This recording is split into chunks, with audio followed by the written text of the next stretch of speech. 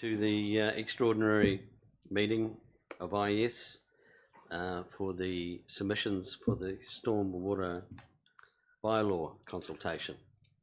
Are we about to go live? We are live. Thank you. Right, we have our first submitter is Megan Justice from the H.W. Richardson Group. Welcome, Megan. Can you hear me? No, because it sounds off.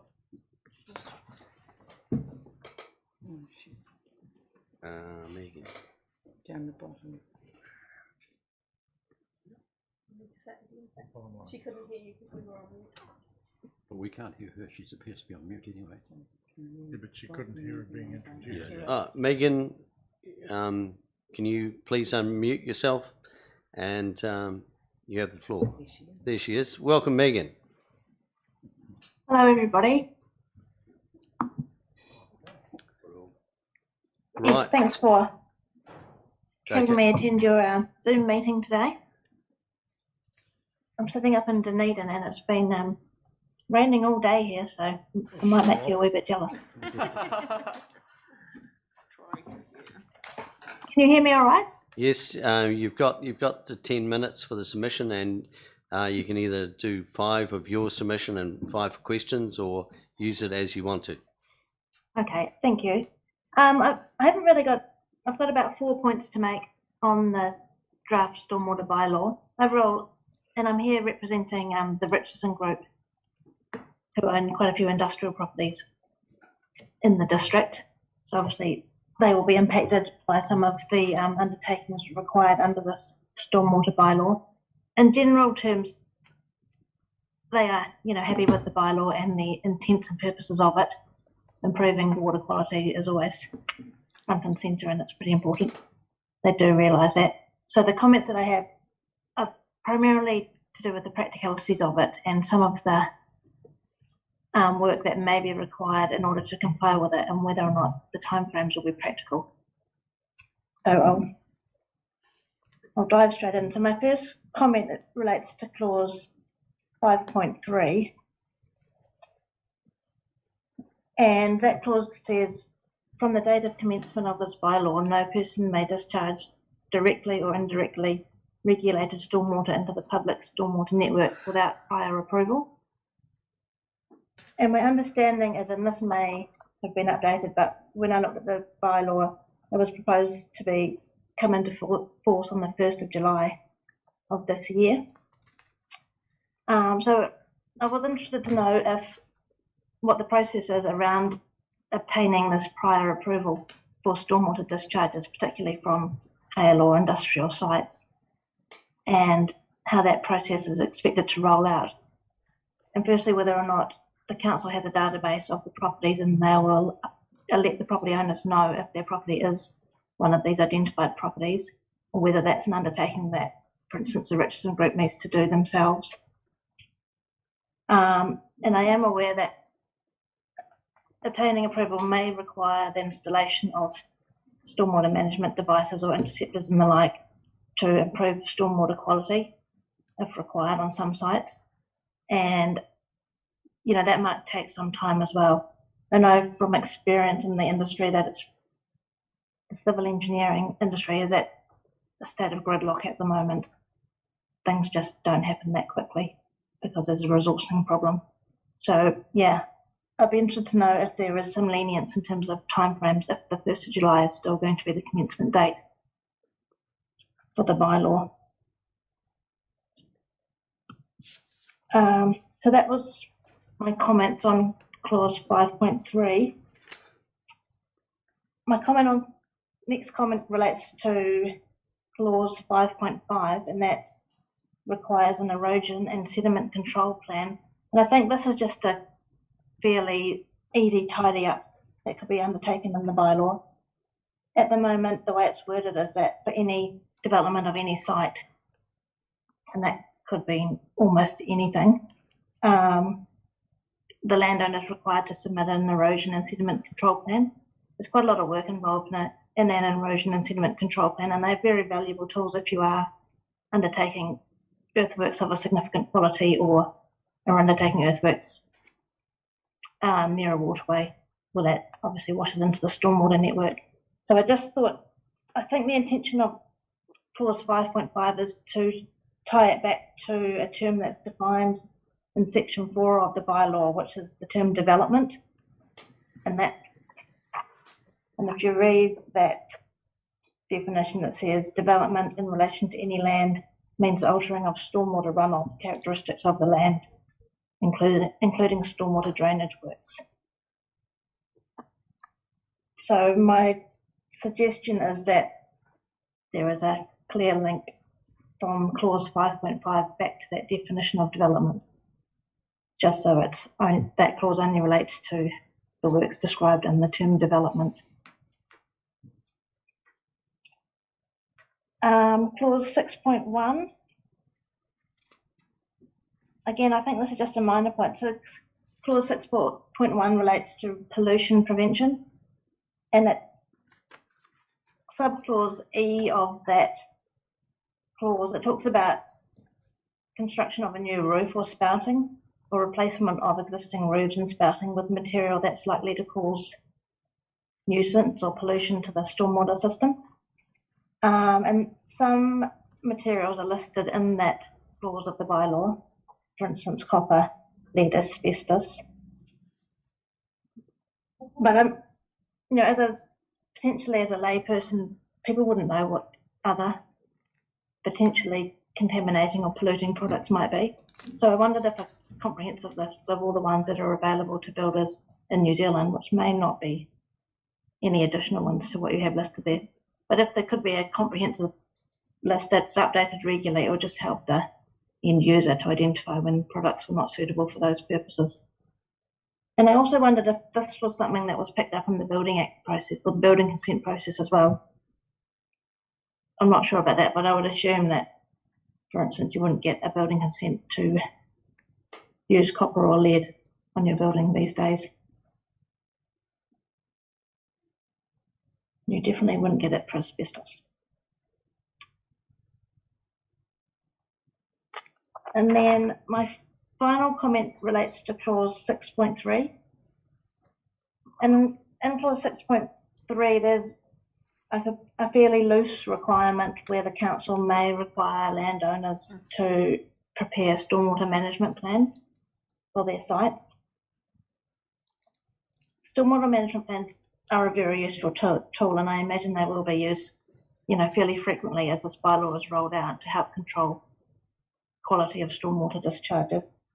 However, I think there should be some qualifier or defined trigger for when one is used, because they are quite expensive to prepare and to put in place.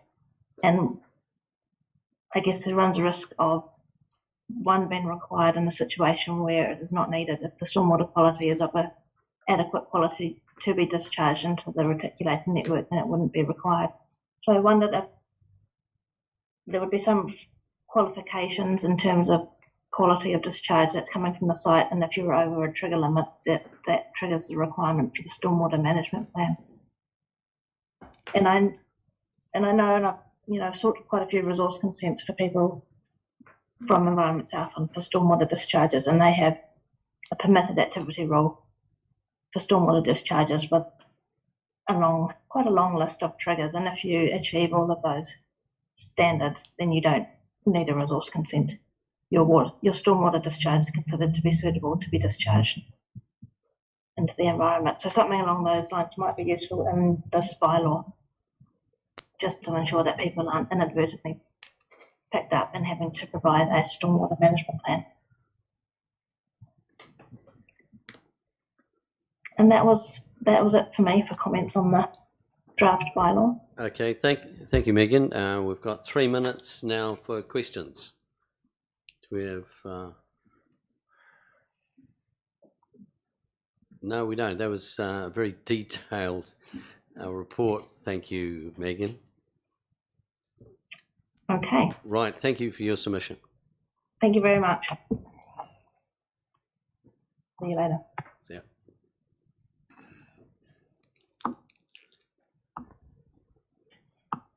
Right, next we have Peter Wilson, Federated Farmers NZ. Peter, are you there? Welcome. I am there. Welcome, Kia ora. Peter. Kia ora. So thank you, everyone. Our submission on behalf of Federated Farmers is relatively brief. We're basically thank you basically for the opportunity to submit. What our main concern is in the bylaw, which is for stormwater, the main concern we've got is just the ability for the bylaw to inadvertently potentially capture incidental discharges of an agricultural nature that would have occurred otherwise without intent. We're sort of conscious that, you know, ideally when we looked at this, we thought, oh, did you need a bylaw at all? But you have gone and written a bylaw. All we really wanted to do was just to find a way to ensure that where you've got a small amount of rural land on the outskirts of the city within the jurisdiction of the city, if there's any incidental discharges that are happening out there that somehow find their way into the stormwater system without intent, that they couldn't be inadvertently captured by this bylaw, because we've got other regulatory means to deal with them. And so what I've suggested as a way, without having to rewrite the structure of the bylaw, what I've suggested as a way to fix that is to put an explanatory note into section 6.1 and 6.2. I'm happy to read that out, but I think you've probably got that. In your notes. Just let me know if you don't. I can read it out. But yeah, it's just a simple explanatory note in section 6.1 and 6.2 to make it clear that where you've got a discharge of an agricultural nature that would be reasonably expected to arise in the course of normal farming practice and which entered the stormwater system without intent, that wouldn't breach this bylaw. We're not encouraging farmers to do those things, and we've got other regulatory means, mainly the land and water plan, regional plan, to regulate that stuff. But yeah, I don't think that was the intent of this bylaw to capture that. That's basically it from us. It's a relatively simple fix to a potential problem. But yeah, I'm open to questions. Okay, thanks, Peter. Do we have questions for Peter? Yes, Councillor Ludlow. Thanks, Peter. So just a clarification, then you're really trying to make sure that you don't get double caught if there's an accidental discharge. So exactly, it's accidental. It's also incidental. So where there might be a cracked old stormwater pipe passing under a piece of rural land, there might be some discharge and drainage coming through that as well. We're just trying to exclude those circumstances. I mean, by no means would I condone a farmer or a rural landowner who poured discharge or effluent into a stormwater drain. I think you've got a strong case there. But this is the cases without intent, the accidental and incidental ones. Yep. They're captured elsewhere. Thanks, Peter. They're captured elsewhere. Okay, further questions? Anybody? No, well, that's it. Peter, thank you very much. No, thank you. Hopefully it rains. Okay. Right, that takes us next to Rebecca Blythe, Te Arawa. Chair, before this starts, can I just point out that I won't be voting because I am the current chair of Te Marama. Okay, right.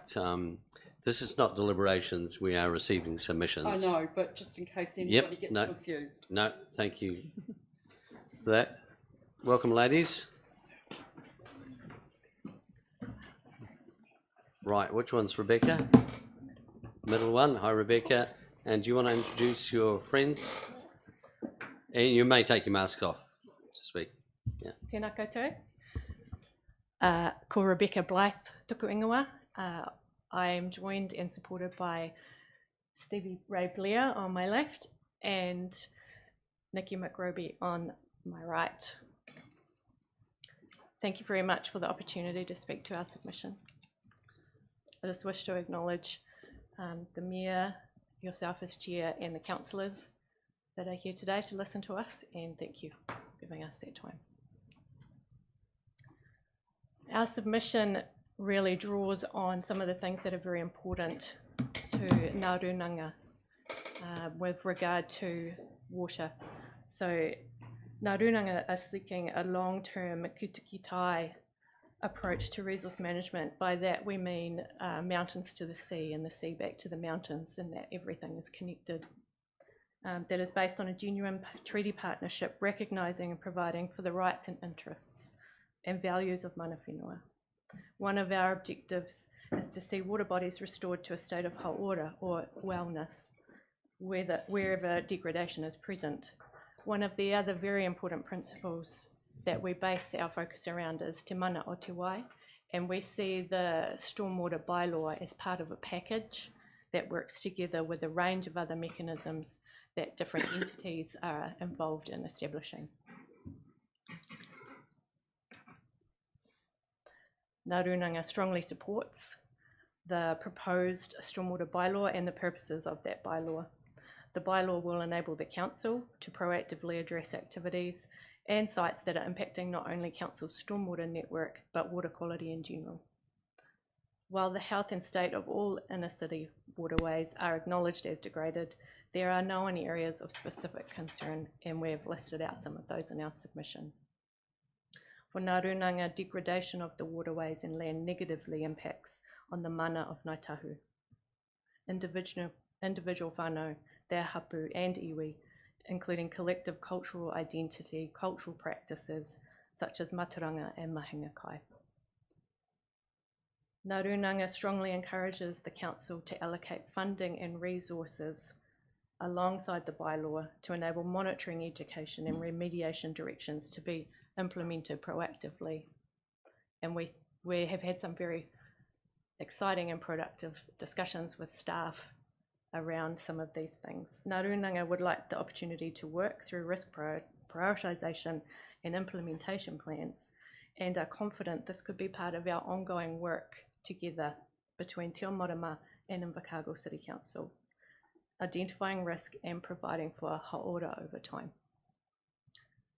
We wish to thank you for this opportunity again, and I have the support of my colleagues here for questions that you may have for us. Okay, thank you, Rebecca. Questions for Rebecca? Councillor Ludlow. Kia ora, thank you for your submission. Just in around the point you've made with regards to, and this is kind of aside from the submission, but the waterways of concern, Otapuni, Waihopai, Kingswell and the like, have you been working with staff with providing suggestions on what can be done to improve water quality? Yes, we have. I'll ask my colleague Stevie to address that question. Take that off so you can hear me. Kia ora tātou. So I've been working with the Michael Solid staff for quite a while, since the stormwater consent was renewed in 2018, I think, and sitting on the technical review group. That's what you mean with staff, right? Yeah, halfway. And so we've done some cultural kaupapa Māori monitoring in those streams, and had the support of staff alongside with us. So we identified with whānau out on the ground about some of the issues that were there, and provided recommendations back to staff around what we see as and how they could be improved. Thank you. Any further questions? Yes, Councillor Clark. Yeah, thank you, Chair. Just for the presenters,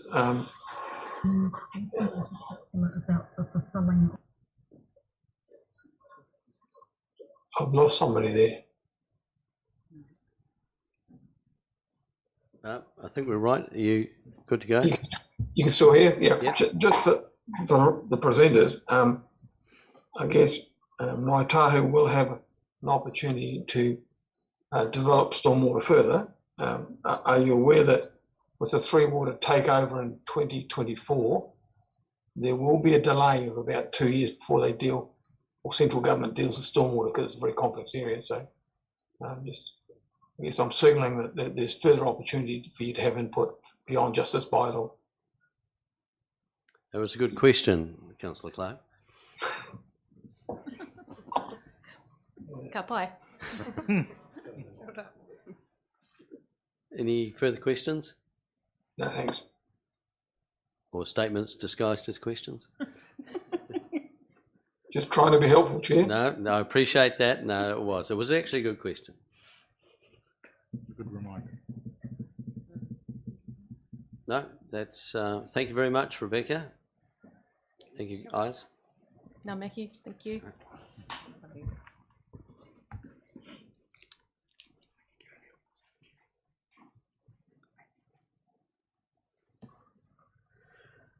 Next on Zoom, we have Noel Peterson. Noel, can you hear me? Welcome, Noel. Sure, thank you, Chair. I appreciate the opportunity. Tēnā koutou katoa, greetings to all of you. I'm not wanting to devalue the work that's already recently done in the stormwater area and what's underway. I see lots of it going on around the city, and that's really good to see. But I'm wanting to see an expansion of the stormwater policy within Invercargill City Council to look further into the issues of stormwater in relation to flooding and the environment and the effects of climate change. And I hope that you've been given some additional notes that I sent along earlier in the day. If you have, that's good. I won't drone on through talking about those, but I would like to underscore the climate change issue in particular. We need to show some political will to actually take some action on the matter. And I just listening to Professor Renwick today on Radio New Zealand, saying that the time is actually becoming particularly tight to do something about it. And you might ask, what can we do about it? Well, there's a whole lot of options. And the first thing is to actually open the discussion and talk about it. And that's why I'm here today, actually bringing that up. And I think that instead of me going on, I'll just ask if there's any further questions other than just remember there was a directive from central government some time back that we need to take climate change mitigation into all the decisions that we make in councils. So yeah, I'll just leave it open there for questions. Thank you. Thank you, Noel. Questions? Councillor Ludlow. Thanks, Noel. I guess your submission speaks to an issue that's being faced by quite a few councils around New Zealand at the moment, with those inundation events that are unseasonable, higher than normal and more frequent. To what level of variation of the standards do you suggest that we apply the bylaw to? Well, it depends, Councillor Ludlow, on which way you're looking at it, and I guess you're focusing on the flash flood events and such like.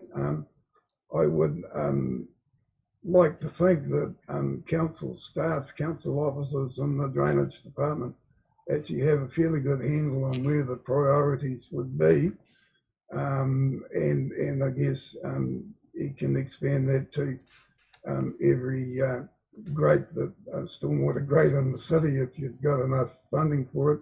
And that's I did suggest, there's Three Waters $500 million being offered out through to councils at this very moment, and maybe there's an opportunity there to actually look at that. Yeah, I hope that answers your question. Thanks, Noel. Further questions for Noel? That being the case, Noel, thank you very much for your submission. Oh, sorry, Councillor Lush. No, just give it a thumbs up. Oh, right. Okay, no, thank you, Noel. Mamihi, thank you. We'll talk to you again. Thank you.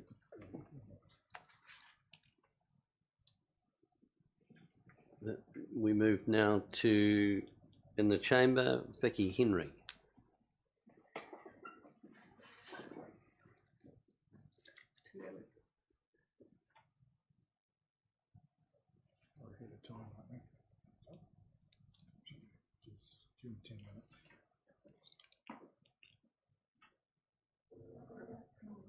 Yeah, we are a fraction early.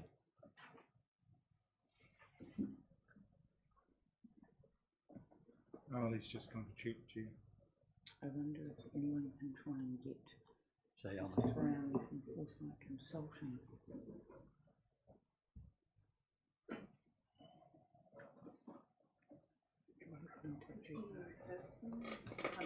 No, I'm Zoom. Zoom. Yeah, that's a good idea.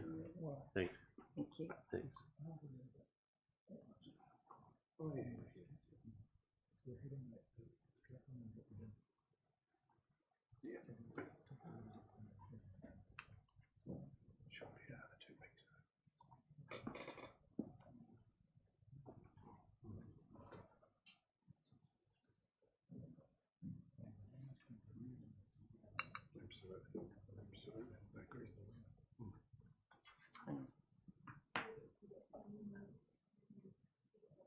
Yeah, Vicky, welcome, Vicky.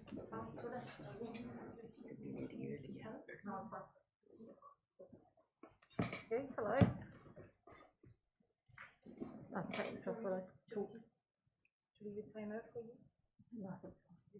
So you're most welcome to remove the mask if you wish. Yeah, cool. Yeah, just while I'm talking, if that's all right. Yeah, yeah, that's fine. And just bring the microphone closer to you. Yeah. Right, perfect. Right. All good. Kia ora and greetings to your worship, the Mayor, councillors and council staff. Thanks for the opportunity to talk about stormwater. I don't have a vested interest in stormwater, and I don't have an income that relies on discharging pollutants. I'm just an average homeowner with a strong concern for the environment, and I see some ways to improve the outcomes. So while it's really good to see this being addressed, when I read through the bylaw, it kind of felt like a box ticking exercise. I kind of think we've missed a real opportunity to link this to a broader strategic vision for stormwater. The bylaw covers the required minimums, but it stops there. So by establishing a strategic stormwater management plan, we can link it to roading, parks and reserves, asset management and building consents. And this, along with council adopting best practice within its own activities, the council will be making a powerful water protection move. Even better if it's linked to a sustainability policy, but I haven't seen that policy. If part of a wider strategy, stormwater treatment options can be introduced as part of new capital works or during operational or maintenance work. And as an add-on to a wider project, cost savings, efficiencies, and good stormwater outcomes are achieved while not being the core purpose of the project. This can include rain gardens and swales being retrofitted during roading and pipe upgrades. Stormwater linked to roading means that council can establish best practice procedures for maintaining roads and bridges in a way that reduces polluted runoff from entering surface waters. Priority should be given to runoff management in sensitive watersheds or where there's a threat to water quality, as well as high traffic and braking areas, roads with slopes that are prone to water discharge. Reserves management practices can be reviewed for anything that could contribute to the degradation of water quality, and that includes maintenance regimes, spray and fertiliser use, and the introduction of stormwater management devices that slow flow and reduce the contaminant loading. And done well, this can be very attractive. Council can introduce rain gardens, green roofs, swales, and rainwater tanks in council property, and riparian planting to urban waterways. And this can be done in conjunction with flood protection without compromising any safety. We can protect stormwater discharges into rivers by having pollution nets over the outlets, and this has the potential to remove significant volumes of plastic from our waterways. Not only does council have to own its own behavioural impacts, you can also encourage positive behaviour by businesses and homeowners by looking at rates and lower consent fees for installing rainwater tanks, permeable surfaces, stormwater retention edges to car parks, and for establishing wetland and riparian planting or any other low impact features. Actively encourage the use of stormwater management devices that don't just reduce the runoff but also improve the quality of the water. My land has an underground river and a surface creek that discharge into the Waikiwi, and anything that we do will impact on this already much polluted river. We are reintroducing wetlands and planting extensively to protect the creek, mitigate the pollution, and we're building as sustainably and as low impact as we can, yet there's no difference in how council treat me versus my neighbours who aren't doing these things, and some of them are harming the waterways through some of their land use. Surely this can be improved. I think by council leading the way with an integrated approach to stormwater across all activities and assets, by enforcing the new bylaw and by encouraging positive behaviours through consent and rates, this could be a very powerful step forwards in water protection. So let's not just tick that box, let's lead. There is such an opportunity here to encourage positive behaviour that leads to water quality improvements, and that's got to be a win for everybody. Thank you. Thanks, Vicky. I'll open up for questions, councillors. No questions. Got free? Great. Thank you very much. Sorry, Councillor. Nearly. Slow to get the hand up. Don't worry, Vicky, it's not a toughie. I guess one of the questions that we would ask is, given the potential change around water governance coming, your suggestion is why wait for that start now? Is Absolutely. Right. That's just what I was wanting to clarify, because it would be easy for us to go, Yeah, just hedge it. Yep. But there's time, and every day there's pollution in our water that we can mitigate. We need to act now. There's no time for waiting. Your message around leadership's heard. Thank you. Thank you. Yeah, Ms. Good. I just want to say thank you very much. You got some lovely, great ideas in there. Oh, thank you. Kia ora. Thank you. Appreciate that. Thanks for listening. Right, Vicky, I think you're Free to go. Lovely. Thank you, everyone. Thanks for your time.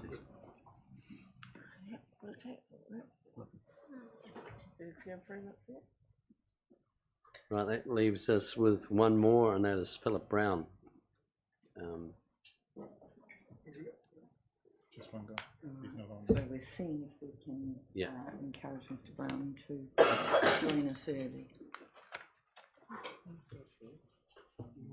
Oh, we would.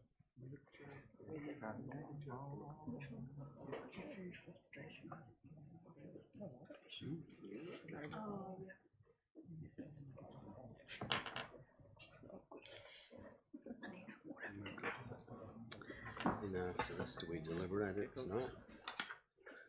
No.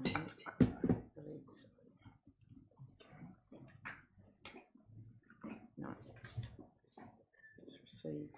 Yeah. There is no. Oh, there is. Yeah. Deliberations on the 3rd of May. 3rd of May. Oh, here we go. There's Mr. Brown. Mr. Brown, welcome. Hi everyone.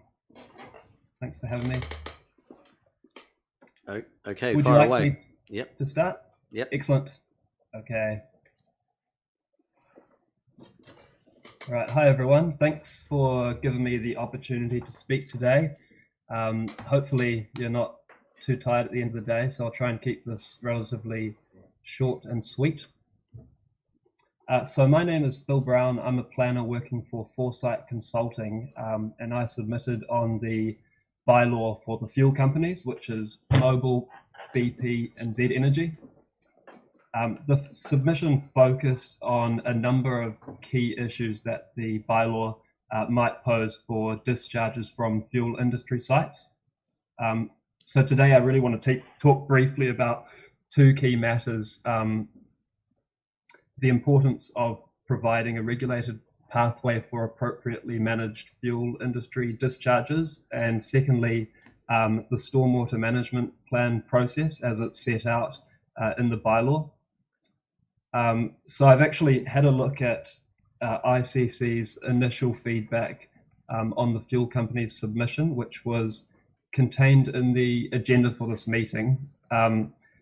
In the council's comments, they acknowledged the role of the Ministry for Environment guidelines for discharges, in that it ensures discharges from petroleum industry sites are of an acceptable quality. And ICC also state that discharges that have passed through an appropriate treatment device should be able to enter the stormwater network.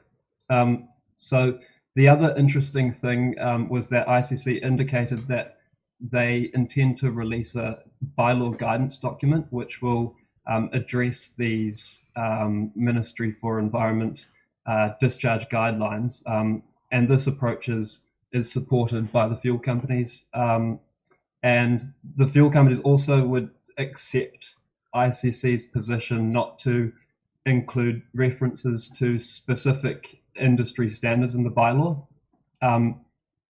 However, the only point that I'd make is that it's critically important to provide a regulated activity pathway for discharges that do pass through a stormwater management device.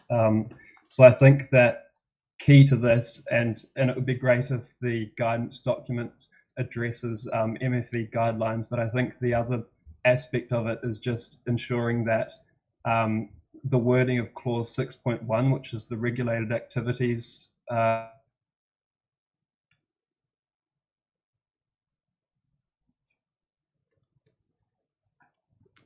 think you've just frozen, Phil.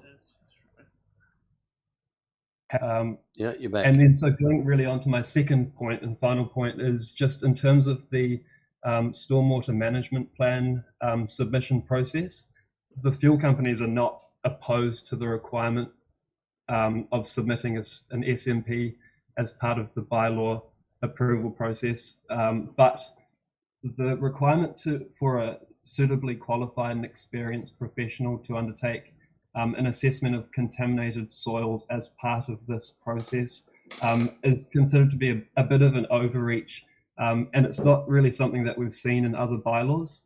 For example, Tauranga and Palmerston North stormwater bylaws, they include a stormwater management plan process, but neither of them require an assessment of underlying soils. So I think in terms of that, if it's considered necessary to include this requirement in the SMP process, it would be good if the clause was worded to clarify that it applies in situations where the runoff from exposed areas of soil is likely to enter the stormwater network. So for example, if stormwater runs over a bunded and controlled impervious area before it is appropriately managed and discharged, it's not going to come into contact with exposed soils, and so it's not necessary to assess the quality of the soils in those situations. And just finally, I mentioned that I'm supportive of ICC's suggestion of releasing a bylaw guidance document, because this will really help clarify any sort of areas of uncertainty. It would be particularly helpful, in my view, if public feedback on this document was invited prior to its implementation, and then this would just provide an opportunity for further input on the process and really just ensure everyone's on the same page. So with that, I'll leave it there. Thanks for listening to me today. I'd be pleased to send through an email just outlining the kind of key points that I've made today, if that would assist. And yeah, I'm happy to answer any questions from the committee now. Okay, thanks, Philip. Look, we had a slight glitch there and you froze for a brief. It was right on your first point. You made the last 2 points. Can you just go back over that first point? Yeah, sure. That I believe that was. So I was just saying I've reviewed. Something to do with 6.1. Yes. So the approach to release a guidance document which addresses MFE guidelines, that's fully supported, and it would be really useful. The fuel company also accept ICC's position not to include specific reference to industries in the bylaw, so that's fine. But I think it's critically important to provide a regulated activity pathway for discharges that do pass through a stormwater management device. And so my point around clause 6.1 was, I think that clause, which is the regulated activity clause, could be amended so that it, clearly it provides a pathway through that clause for discharges that pass through a stormwater management device prior to entering the network. Okay, thanks for that. Right, I'm going to open up to questions. Councillor Ludlow. Thanks, Chair. Thanks for your submission, Phil. I've got two questions. The first one comes from a position of ignorance. So, and it's not facetious, but could you explain to me what is an appropriately managed fuel industry discharge, please? Yeah, sure. No, that's not a dumb question at all. So basically, by appropriately managed, so what I've been referring to a lot, and I talked about it in the submission, was at these fuel industry sites, they're subject to the Ministry for Environment discharges guidance documents. And so in that guidance document, really what it sets out is that the expectation at service station sites and terminals is that at-risk areas where there's sort of storing hydrocarbons, or there's people using them or filling up their cars and that sort of thing, in these areas it's necessary for them to have an impervious surface underlying it, and for discharges to be bunded and to be filtered into a management device. And so the management device, there's all sorts of expectations around that. So they're called separators or interceptors, whereby they'll separate out hydrocarbons and total suspended solids, and then so it passes through that, and then the MFE set guidelines for what these interceptors need to treat to before they then enter the network. And so that's the whole process by which a site has appropriately managed discharges. Yep, thanks, Phil. That's really useful. That's reminded me of the context.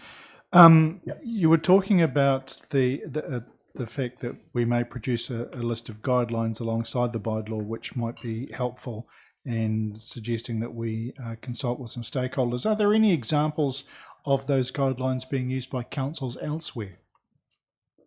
Yeah, that's interesting, because I don't think I've seen it before. I mean, I could look into it and see if that's been done before, and I'd be happy to do that and send through any examples if I can find them, if that would assist. So I'm not aware of that being done before, but I think it's a good idea.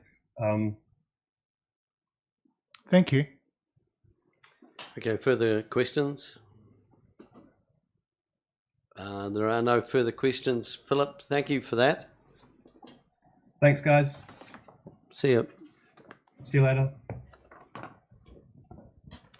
Right, that brings us to the end of the submissions for the Stormwater Bylaw. So I'd like to end this meeting, and we and the officer's report to the officer's report. I believe you've got an officer's report on the front of that agenda. Nope. Summary of submission, sorry. Recommendations. Yeah. The recommendations that we received the report. We received the submissions made on consultation, and note the summary of the submissions here from the submitters, which we've done. And we note the next stage of process, which will be the deliberations on May 3, to consider the information received and deliberate on final recommendations to council ahead of any final adoption of the stormwater plan. Can I have someone move those recommendations, please? Moved Councillor Scalp, seconded Councillor Amundsen. I'm going to put those recommendations. All those in favour? Aye. Against? Aye. They are carried. and my abstention. And we've noticed your abstention. Thank you. Now that ends that meeting, and we are now going to reconvene. Can I just check, Mr. Chair? So that's the end of a public meeting. Yeah. We'll reconvene the public excluded, and I think that might mean that live streaming concludes. And can we just make sure that there's sufficient time that we retain the Zoom capability? Just Okay. Do we need to re-zoom in on the other meeting? No. No, I don't believe so, but just